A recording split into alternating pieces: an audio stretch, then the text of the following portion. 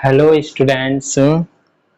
आज से हम बीएससी फाइनल ईयर की फिजिक्स स्टार्ट करने जा रहे हैं।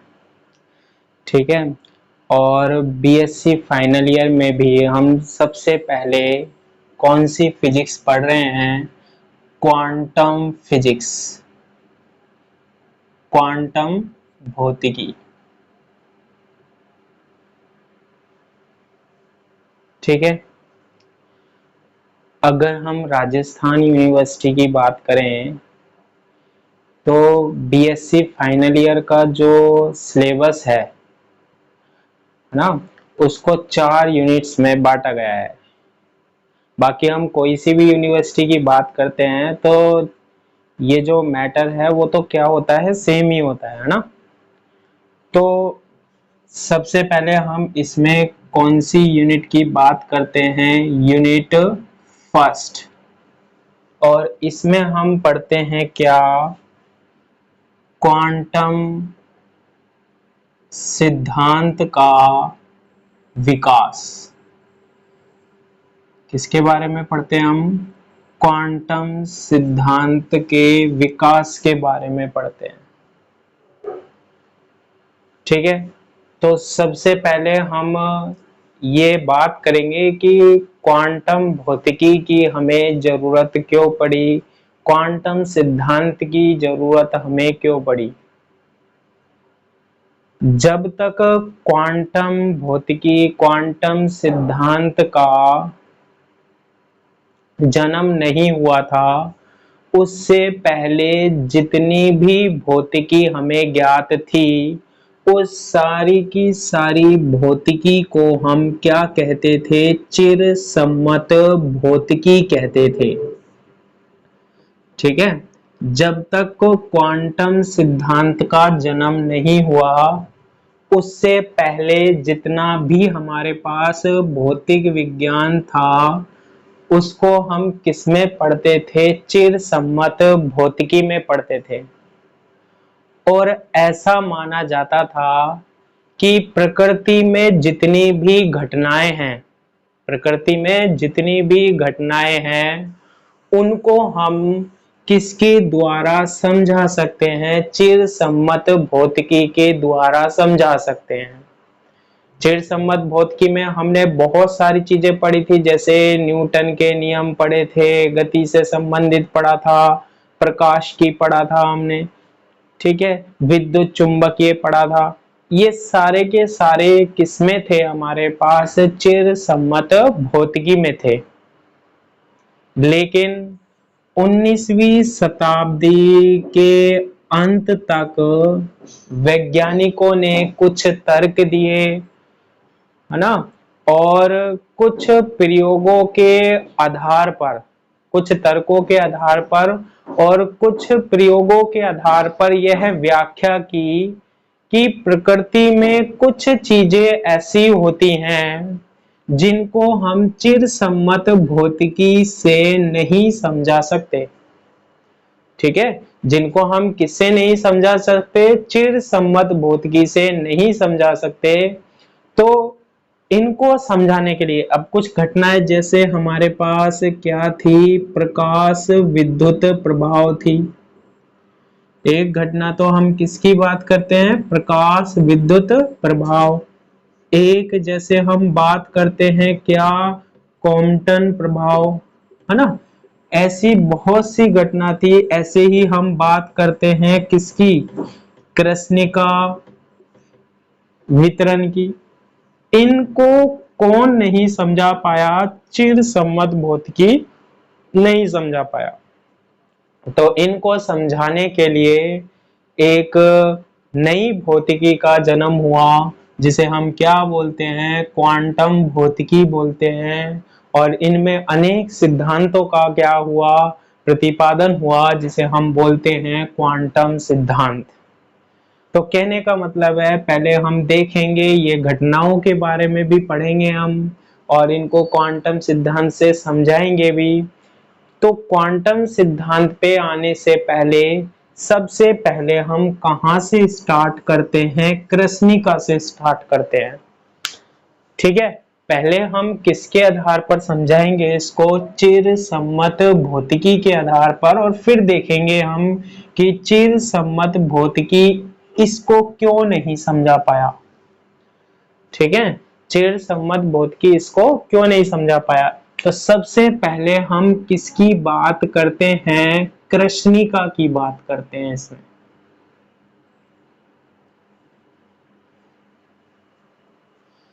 ठीक है, सबसे पहले किसकी बात करते हैं हम, कृष्णिका की बात करते हैं।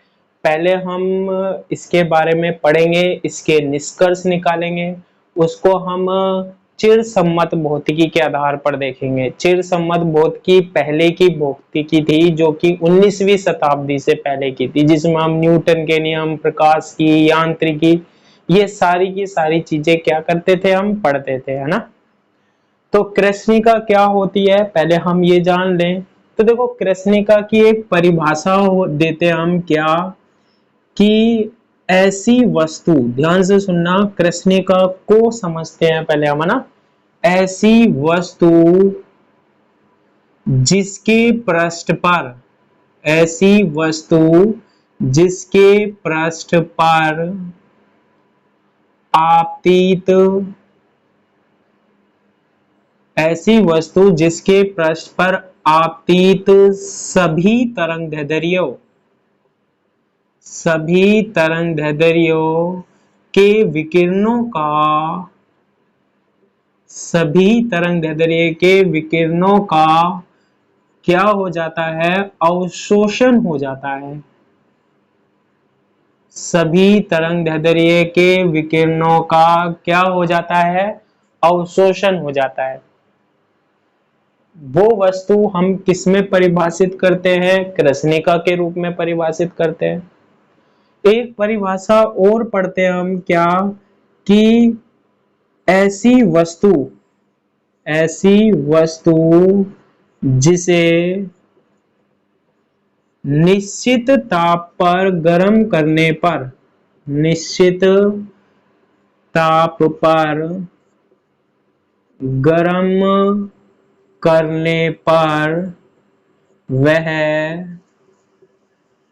सभी तरंगदैर्ध्यों, सभी तरंगदैर्ध्यों के विकिरणों का, सभी तरंगदैर्ध्य के विकिरणों का क्या करती है, उत्सर्जन करती है। सभी तरंगदैर्ध्य के विकिरणों का क्या करती है, उत्सर्जन करती है। क्या कहलाती है, कृष्णिका कहलाती है, कृष्णिका कहलाती है।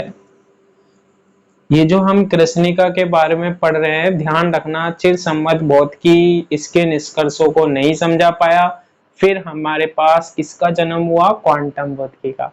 लेकिन पहले हमें किसके बारे में पता होना चाहिए, कृष्णिका के बारे में, है ना। अब देखो, ऐसी वस्तु जिसके पृष्ठ पर आपकी सभी तरंगदैर्ध्यों के विकिरणों का अवशोषण हो जाता है, वो कृष्णिका है ना। तो सबसे पहले हमें पता होना चाहिए क्या, विकिरण, क्या पता होना चाहिए, विकिरणों के बारे में पता होना चाहिए। और हमने पढ़ा है कि जो विकिरण होते हैं, हमने विद्युत चुंबकीय स्पेक्ट्रम पढ़ा था, विद्युत चुंबकीय क्या पढ़ा है हमने, स्पेक्ट्रम पढ़ा है ना। तो उसमें क्या होता है हमारे पास, जैसे हम बात करते हैं सूर्य से क्या आती हैं, गामा किरणें होती हैं, गामा किरणें। एक होती है हमारे पास क्या, एक्स किरणें। एक होती है हमारे पास क्या, परावैंगनी किरणें। एक होता है हमारे पास क्या, दृश्य प्रकाश, है ना।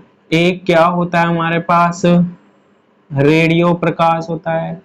एक इसमें क्या होता है हमारे पास, अवरक्त प्रकाश होता है। ऐसे विद्युत चुंबकीय स्पेक्ट्रम में क्या होते हैं, प्रकाश होते हैं। अब देखो, ये जो गामा किरणें, एक्स किरणें, परावैंगनी, दृश्य, रेडियो, अवरक्त, ये जो प्रकाश होते हैं, अगर ये किसी स्रोत से निकल रहे हैं तो इनके क्या निकलते हैं, विकिरण निकलते हैं। क्या निकलते हैं? विकिरण। जैसे एक्स किरणों के विकिरण, पराबैंगनी के विकिरण आते हैं, है ना। दृश्य प्रकाश, देखो दृश्य प्रकाश के बारे में तो हम जानते हैं, दृश्य प्रकाश में कितने विकिरण होते हैं, कितने तरीके। एक तो होता है लाल, एक होता है नारंगी, एक होता है पीला, एक होता है हमारे पास हरा, एक होता है हमारे पास नीला, एक होता है हमारे पास जामुनी, और एक होता है हमारे पास क्या? बैंगनी। तो ये जो हमारे पास प्रकाश आ रहा है, तो ये किसके रूप में आता है? विकिरणों के रूप में आता है। जैसे लाल रंग के विकिरण, नारंगी रंग के विकिरण, और इन सभी की क्या होती है हमारे पास? तरंग दैर्ध्य होती है। इन सभी की क्या होती है हमारे पास? तरंग दैर्ध्य होती है। तो ये हमारे पास क्या हो गए? विकिरण हो गए। हम यहाँ पर किसकी बात कर लेते हैं? दृश्य प्रकाश की बात कर लेते हैं। किसकी बात कर लेते हैं हम? दृश्य प्रकाश की बात कर लेते हैं। और आप देखो, अब ऐसी वस्तु जिसके पृष्ठ पर आपतित सभी तरंग दैर्ध्यों के विकिरणों का क्या हो जाए? अवशोषण हो जाए। जैसे मान लो कि ये कोई वस्तु है, ठीक है, और इस पर हम क्या डालें? ये विकिरण डालें। ये क्या कर रहे हैं? विकिरण डालें। और जब हम इन विकिरणों को इस वस्तु पर डालेंगे, तो ये सारे के सारे विकिरणों का क्या कर लेगी? अवशोषण कर लेगी। सारे के सारे विकिरणों का क्या कर लेगी? अवशोषण कर लेगी ये वस्तु।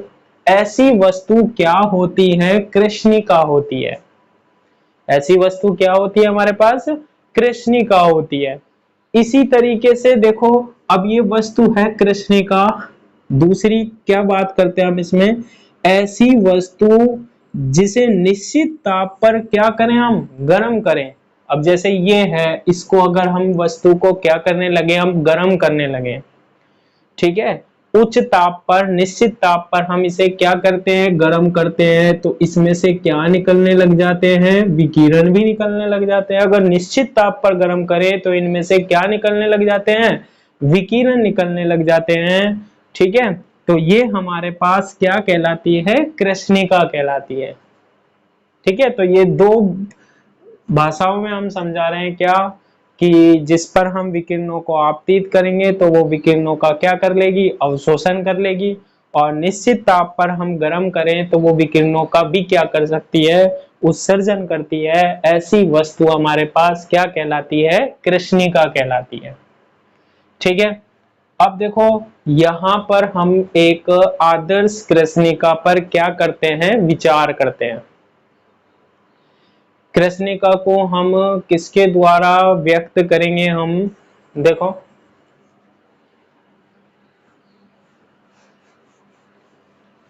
इसकी बनावट देखते हैं हम। किसकी? कृष्णिका की, है ना। देखो कैसे समझना। कृष्णिका, ठीक है, किसकी बात कर रहे हैं हम? कृष्णिका एक खोखला पात्र होती है। ये हम पढ़ रहे हैं किसके बारे में? आदर्श कृष्णिका के बारे में, है ना। कृष्णिका एक क्या होती है? खोखला पात्र होती है, जिसकी भीतरी दीवारें, जिसकी भीतरी दीवारें कैसी होती है? काली होती है। कृष्णिका एक खोखला पात्र होती है, जिसकी भीतरी दीवारें कैसी होती हैं? काली होती हैं। ये देखो, इस तरीके से बना सकते हैं हम।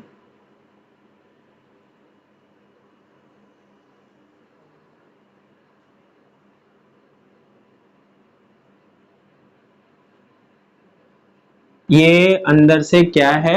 खोखली है। इसमें क्या होता है? एक छिद्र होता है।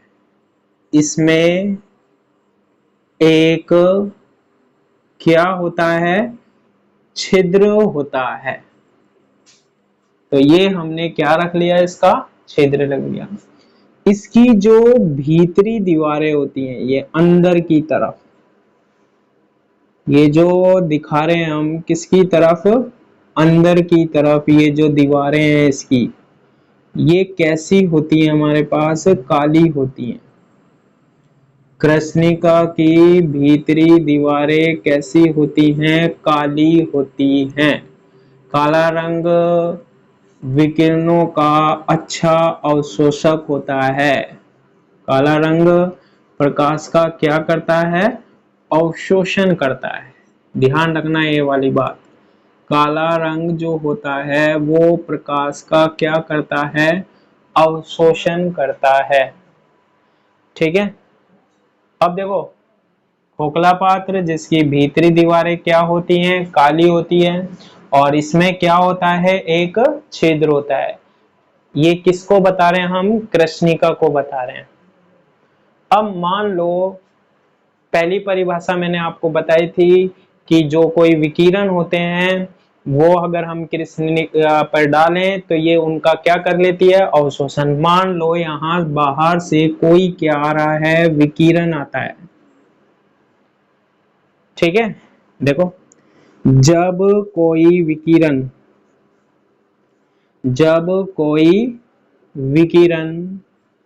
कृष्णिका में प्रवेश करता है, कृष्णिका में क्या करता है, प्रवेश करता है। कोई सा भी विकिरण हो सकता है, ये हमने विकिरण के बारे में पढ़ लिया था। जब कोई विकिरण कृष्णिका में प्रवेश करता है तो ये इसकी भीतरी दीवारों से टकराएगा, बार बार टकराता रहता है, और अंत में इसके द्वारा ही क्या हो जाता है, आंतरिक सतह के द्वारा ही अवशोषण हो जाता है। मैंने अभी बताया था कृष्णिका क्या होती है, एक ऐसी वस्तु होती है जिस पर आपती सभी तरंगदैर्ध्य के विकिरणों का क्या हो जाता है, अवशोषण हो जाता है। तो कोई भी विकिरण जब जाता है तो वो इसका क्या कर लेती है, अवशोषण कर लेती है। जब कोई विकिरण कृष्णिका में प्रवेश करता है तो कृष्णिका की आंतरिक सतह से बार बार परावर्तन होकर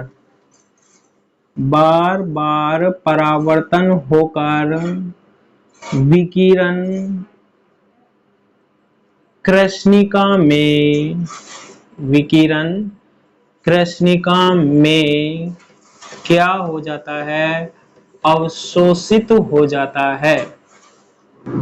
विकिरण कृष्णिका में क्या हो जाता है, अवशोषित हो जाता है।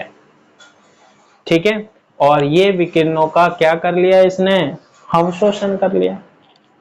ठीक है, तो इस तरीके से ये विकिरणों का क्या कर लेगी, अवशोषण कर लेगी। इसको हम कैसे और समझा सकते हैं, देखो ये हमारे पास क्या है, कृष्णिका है, और इसकी भीतरी दीवारें क्या हैं, काली हैं। ये भीतरी दीवारें क्या हैं, इसकी काली हैं। ठीक है, यदि हम कृष्णिका को क्या करें, गर्म करें, इसको क्या करें, हम गर्म करें। देखो जब कृष्णिका को एक निश्चित ताप पर गर्म किया जाता है तो इसकी सतह से सभी तरंगदैर्ध्य के विकिरणों का क्या होता है, उत्सर्जन होता है। इसका क्या मतलब है कि जैसे ही हमने इसको क्या किया, गरम किया, तो जैसे ही गरम करेंगे तो इसमें से क्या निकलेंगे, विकिरण निकलेंगे। क्या निकलेगा, विकिरण निकलेगा, और ये बार बार परावर्तित होता रहता है अंदर ही, और यदि कोई विकिरण इससे बाहर निकल जाए तो उसे हम बोल देते हैं, क्या कहलाता है वो? कृष्णिका विकिरण कहलाता है। ठीक है, अगर कृष्णिका को गर्म करने पर छिद्र से कोई विकिरण बाहर निकल जाए तो उसे हम क्या बोलते हैं? कृष्णिका विकिरण बोलते हैं। विकिरणों का उत्सर्जन होता है यदि कोई विकिरण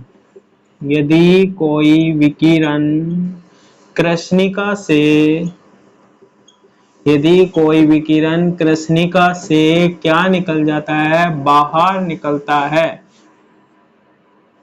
तो उसे हम क्या बोलते हैं?